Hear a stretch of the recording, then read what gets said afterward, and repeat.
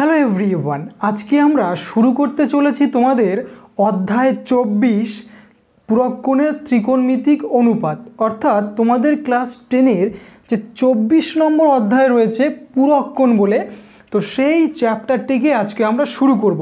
দেখো, এই চ্যাপ্টারটি তোমাদের মাধ্যমিকের জন্য ভীষণ ইম্পর্টেন্ট, কারণ এই চ্যাপ্টার থেকে 1 নম্বর 2 নম্বর 3 নম্বরের যে কোয়েশ্চেনগুলো আসে সেখান থেকে কিন্তু প্রতি বছরই কিন্তু এসে থাকে। তো এই চ্যাপ্টারটাকে কিন্তু অত্যন্ত গুরুত্ব সহকারে প্রত্যেকটি অঙ্ককে খুব ভালো করে শিখতে হবে। শুধুমাত্র অনুশীলনীর অঙ্কগুলো করলে কিন্তু হবে না, বিশেষ করে প্রয়োগের যে অঙ্ক সেগুলোও কিন্তু শিখতে হবে। কারণ অনুশীলনীর অঙ্ক এবং প্রয়োগের অঙ্ক বলতে কি, অনুশীলনীর অঙ্কের আগের পাতায় যে অঙ্কগুলো দেওয়া থাকে সেই অঙ্কগুলো কিন্তু ভীষণ ইম্পর্টেন্ট। তাহলে আজকের আমরা অনুশীলনীর অঙ্কগুলো না করে প্রয়োগের যে অঙ্ক সেখান থেকে শুরু করব। প্রত্যেকটা অঙ্ককে আমরা স্টেপ বাই স্টেপ খুব ডিটেলসে বলে দেবো, তোমরা খাতা পেন নিয়ে বসবে এবং পরপর টুকে নেবে, কেমন? তো অঙ্কগুলোকে করার আগে আমাদের প্রথমে যে জিনিসটা জানতে হবে যে এই চ্যাপ্টারের মধ্যে কি কি জিনিস রয়েছে, তাই না? যে বেসিক জিনিসটা আসলে কি কি জিনিস আমাদেরকে শিখতে হবে, কি কি ফর্মুলা রয়েছে, কি করে ফর্মুলা অ্যাপ্লাই করতে হবে, মানে মেন কনসেপ্টটা কি। বেসিক যদি ক্লিয়ার না হয় তুমি কিন্তু ত্রিকোণমিতির কোনো অঙ্কই করতে পারবে না। তো প্রথমে আমরা সিম্পল কিছু বেসিক জিনিসকে আমরা প্রথমে শিখব। দেখো, খাতা পেন নিয়ে বসবে এবং পরপর কিন্তু নোট করে নেবে। তো ফার্স্টেই দেখো রয়েছে চ্যাপ্টারের নাম কি, পুরক্ষণ। ওকে, তাহলে এখান থেকেই আমরা কিন্তু শুরু করব এবং প্রথমের স্টেপটা very very very very important. অর্থাৎ পুরক্ষণ জিনিসটা কি, কিভাবে সেটা হয়, সেটা যদি তুমি না বুঝতে পারো তাহলে কিন্তু ফর্মুলাগুলো তুমি অ্যাপ্লাই করতেই পারবে না। তাই এই জায়গাটা কিন্তু সবার প্রথমে তোমাকে বুঝতে হবে, শুরুটা, ঠিক আছে? তো দেখো, পুরক্ষণ বলতে আমরা অনেকেই জানি বা তোমরা সবাই জানো যে 90 ডিগ্রি যে কোণ, সেই 90 ডিগ্রি কোণটিকে বলা হয়ে থাকে পুরক্ষণ বা এক সমকোণ 90 ডিগ্রি কোণ, তাকে আমরা কি বলবো, আরও একটা নামে আমরা জানি পুরক্ষণ তাকে বলা হয়ে থাকে। ওকে, তো আমাদের এই চ্যাপ্টারের যে অঙ্ক বা এই পুরক্ষণের বেসিসের যে প্যাটার্ন, সেটা করতে গেলে এই পুরক্ষণ নিয়ে তোমাকে একটা জিনিস খুব ভালো করে জানতে হবে। দেখো, এই 90 ডিগ্রিকে আমরা ভেঙে লিখতে পারি আমরা 70 ডিগ্রি এবং 20 ডিগ্রি, এদের যোগফল করলেই তো সেই 90 ডিগ্রি আসছে।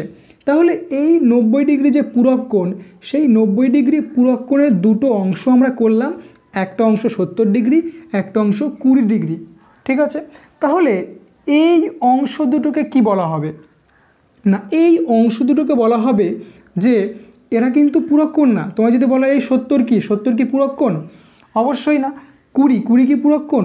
20 অবশ্যই পুরক্ষণ নয়। তাহলে 90 হচ্ছে পুরক্ষণ। তাহলে এই যে 90কে ভেঙে আমরা এগুলো পেলাম, এগুলো কি না, এগুলো হচ্ছে 90-এর এক একটা অংশ।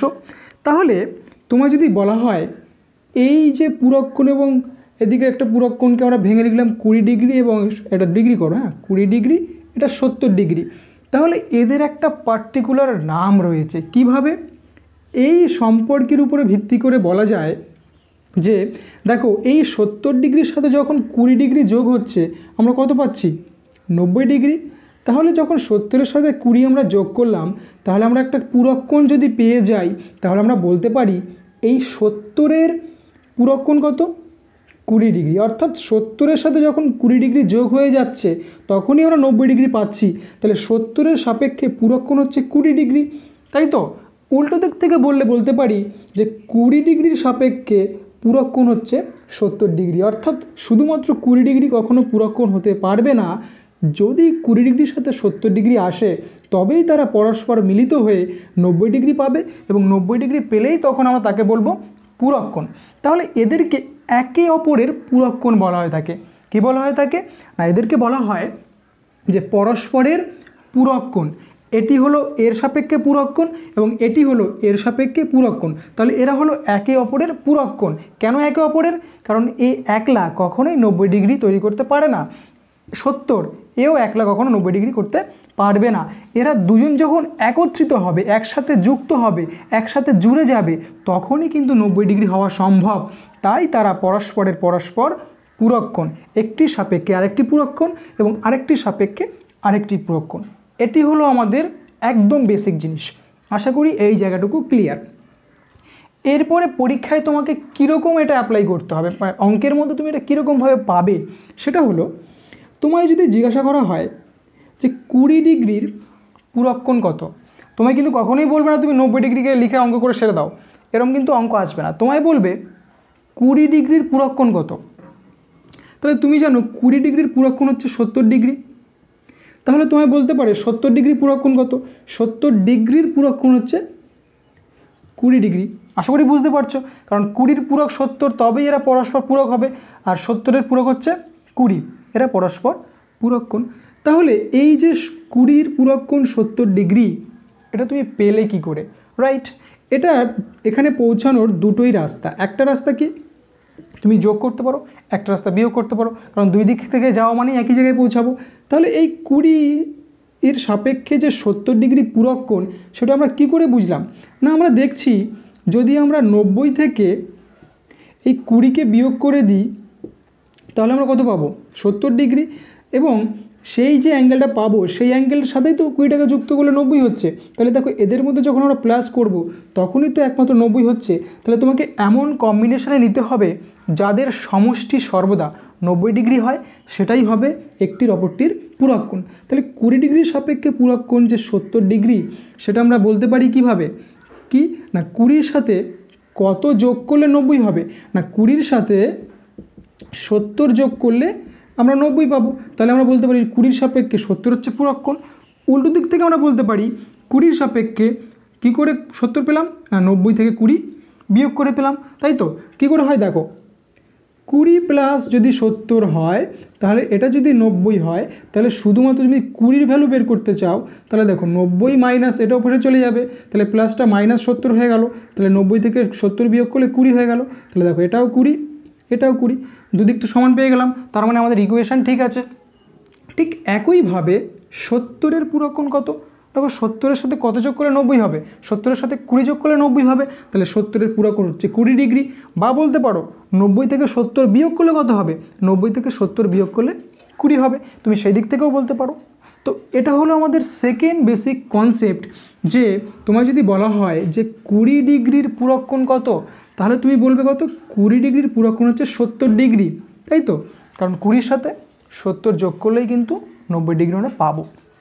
ওকে, কিন্তু পরীক্ষায় তোমাকে ডাইরেক্ট এই জিনিসটা অ্যাপ্লাই করতে দেবে না। যে অঙ্কগুলো রয়েছে সেগুলোর মধ্যেও তুমি এইগুলোকে ডাইরেক্টলি এভাবে অ্যাপ্লাই করতে পারবে না। দেখো, এই স্টেপটা ভেরি ভেরি ইম্পর্টেন্ট, যে তোমাকে জিজ্ঞাসা করবে যে 20 ডিগ্রিকে তুমি এমনভাবে দেখাও যে 20 ডিগ্রিই থাকবে, 20 ডিগ্রিই থাকবে, কিন্তু সেটা পূরক কোণ বলেও তোমার মনে হবে। কিভাবে বলেছে তোমাকে? 20 ডিগ্রিকে তুমি এমনভাবে প্রকাশ করো যেটা 20 থাকবে, কিন্তু 20-র পূরকও থাকবে। কিভাবে? দেখো, 20 ডিগ্রিকে আমরা কি লিখতে পারি? 90 ডিগ্রি মাইনাস 70 ডিগ্রি লেখা যায়। আমরা এখানেই দেখেছি, এই যে 20 ডিগ্রিকে আমরা কি লিখতে পারি? 90 ডিগ্রি মাইনাস 70 ডিগ্রি, তাই তো?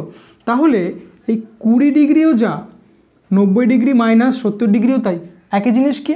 অবশ্যই একই জিনিস, কারণ এটা তুমি বিয়োগ করলে সেই তো 20 পাচ্ছ। তাহলে 20কে আমরা 20 না লিখে আমরা লিখতে পারি 90 মাইনাস 70। 70 কেন লিখলাম? কারণ 70 হচ্ছে আমাদের 20-র পূরক।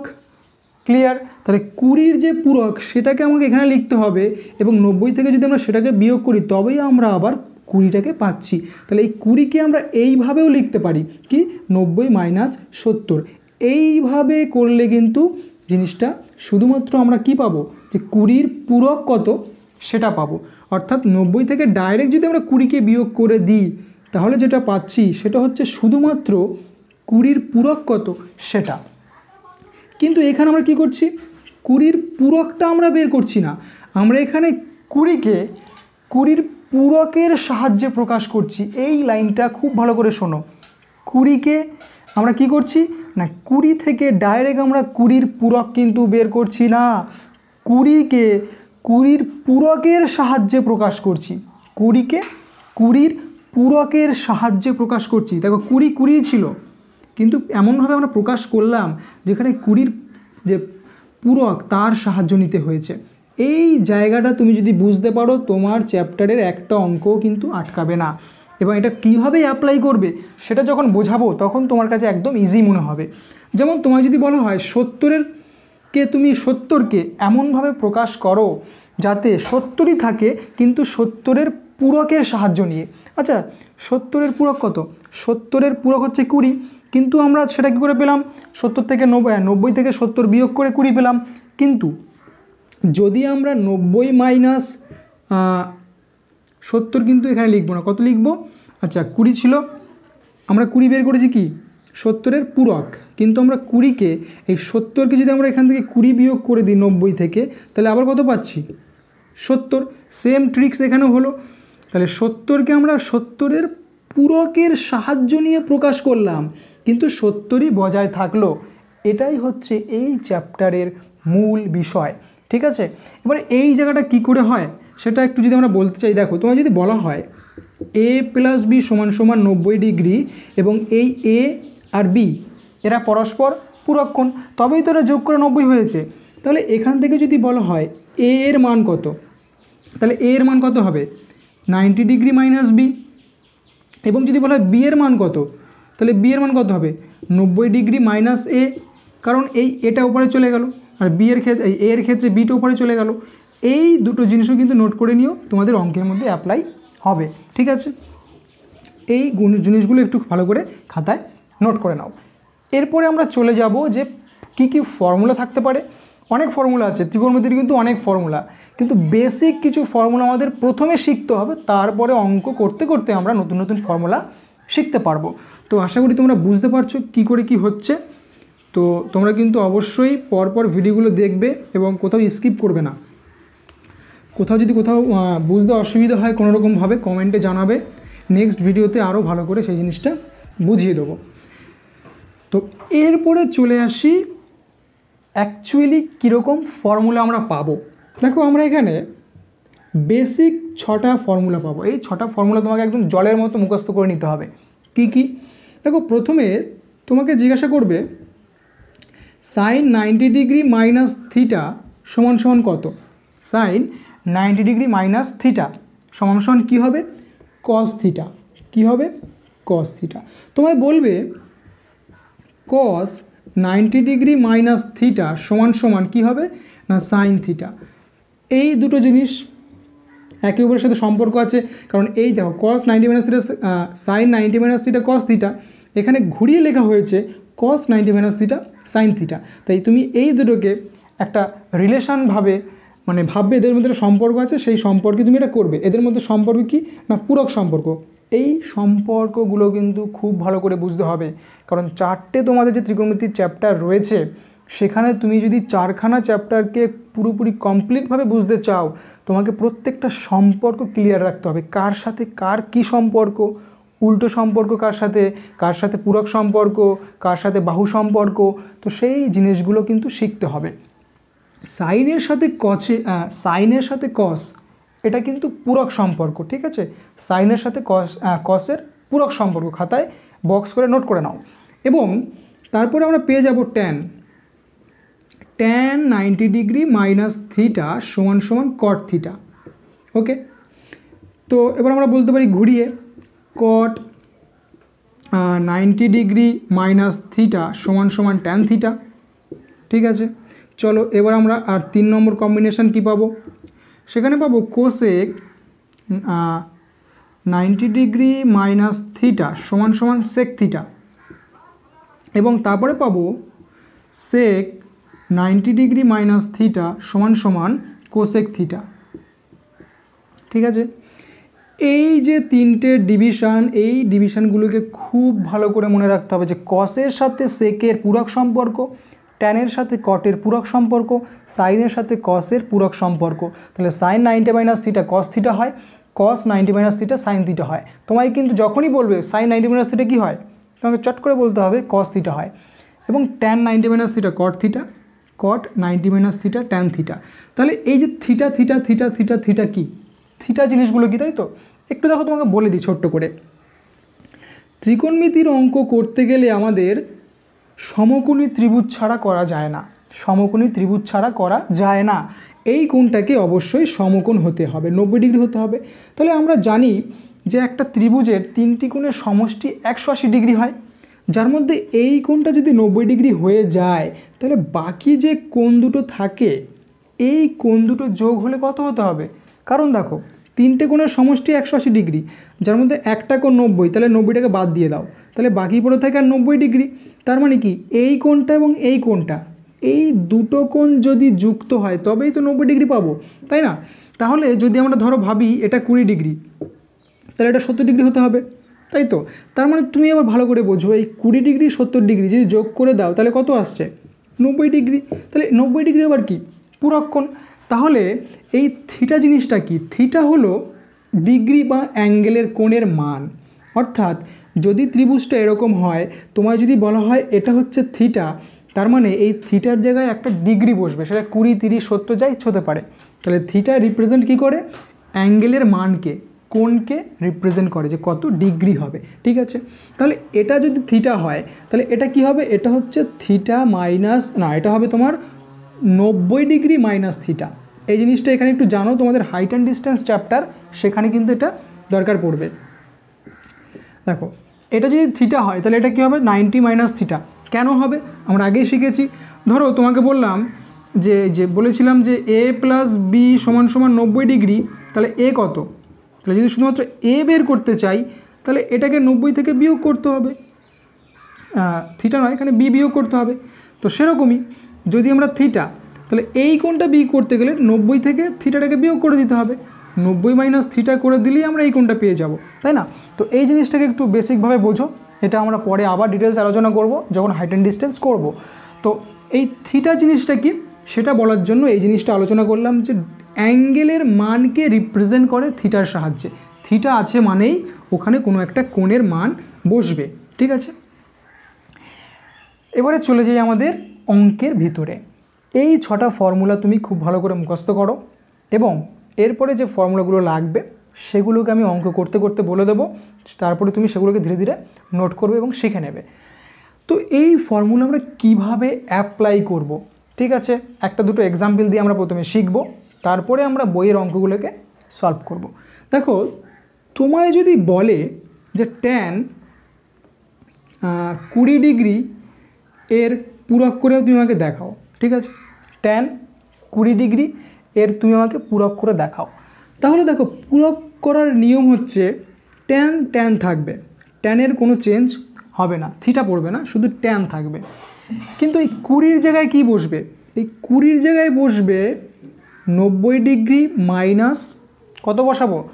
এই জায়গাটা ভালো করে বোঝো। 20 জায়গায় কিন্তু আমরা 90 বসালাম, 90 থাকবে, কারণ 20 পূরক যদি আমরা বের করতে চাই 90 থেকে বিয়োগ করতে হবে। তো এখানে কি আমরা 20কে বসাবো?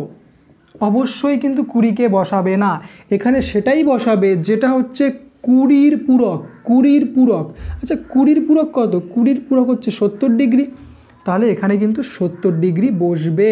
কারণ তুমি দেখো এই 90 থেকে 70 বিয়োগ করলে কত আসবে?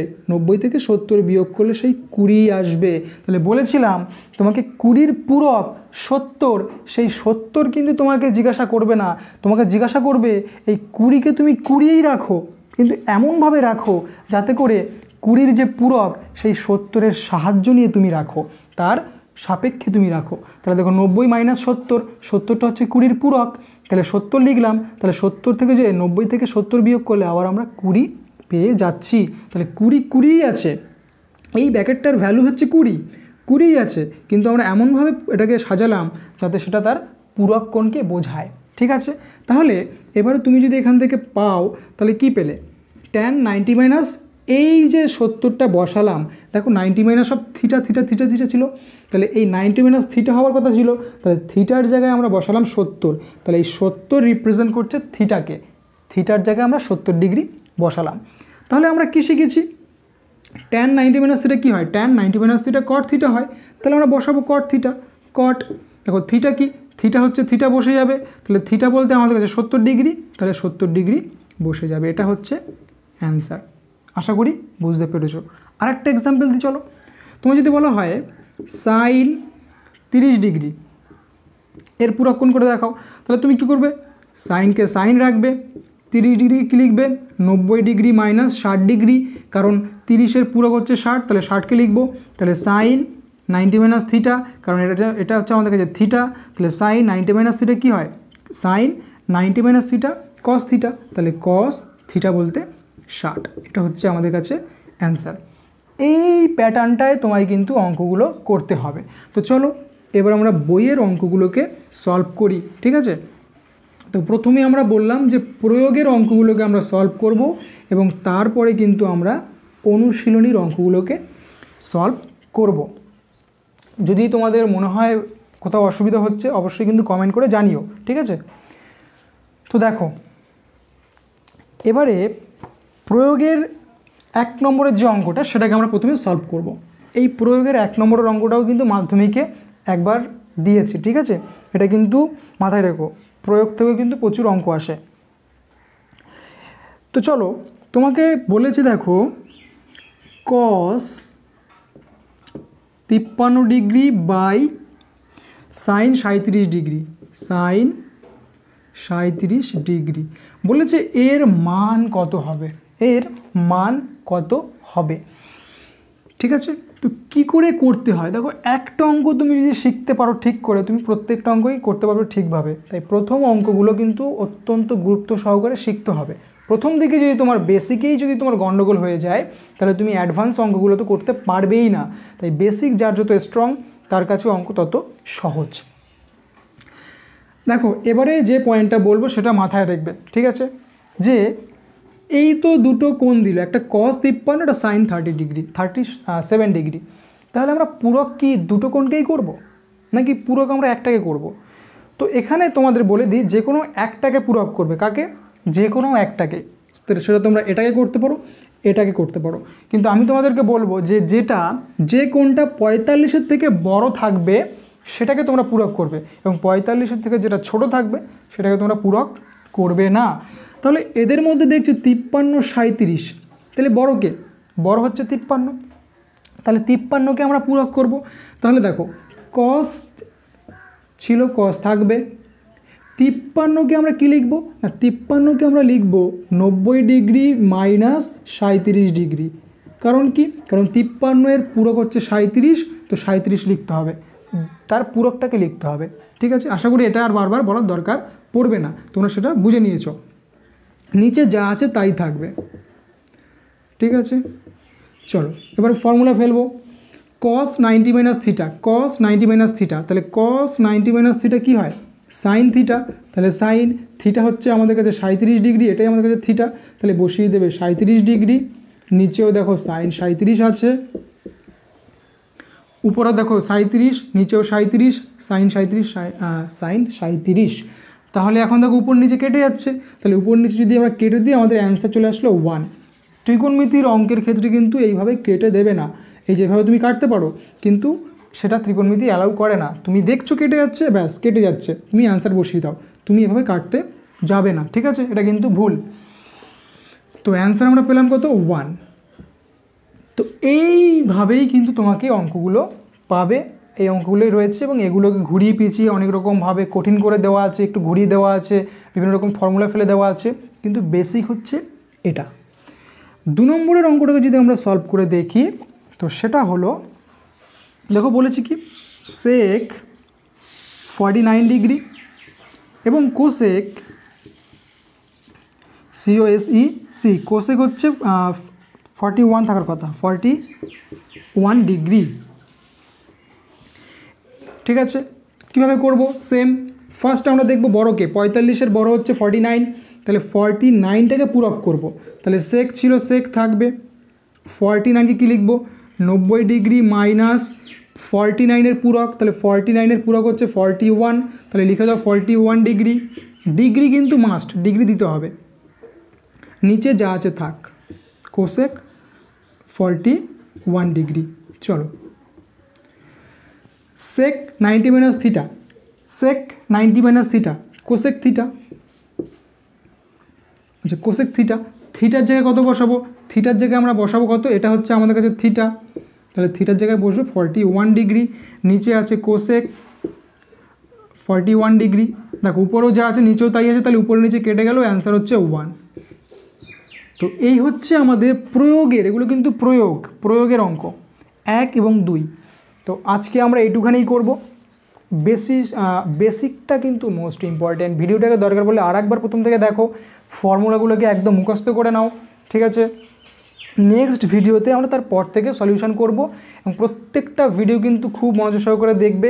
অন্য কারো কোথাও কোনো ভিডিও দেখতে পারো, কিন্তু দরকার পড়বে না। তুমি যদি এই ভিডিওগুলো আমার দেখো, তোমার ত্রিকোণমিতির জন্য আর কোনো ক্লাস কোথাও করতে হবে না। তো পরপর প্রত্যেকটা ভিডিও দেওয়া থাকবে, ডেসক্রিপশন বক্সে লিঙ্ক থাকবে, সেখান থেকে পরপর তুমি দেখে নিতে পারো, কিংবা এই ভিডিওটির শেষের দিকে দেখো এন্ড স্ক্রিনে তোমার পরবর্তী ভিডিও শো করবে, সেখান থেকেও তুমি দেখতে পারো। তো দেখা হচ্ছে নেক্সট ভিডিওতে। আজকে এখানেই শেষ করছি।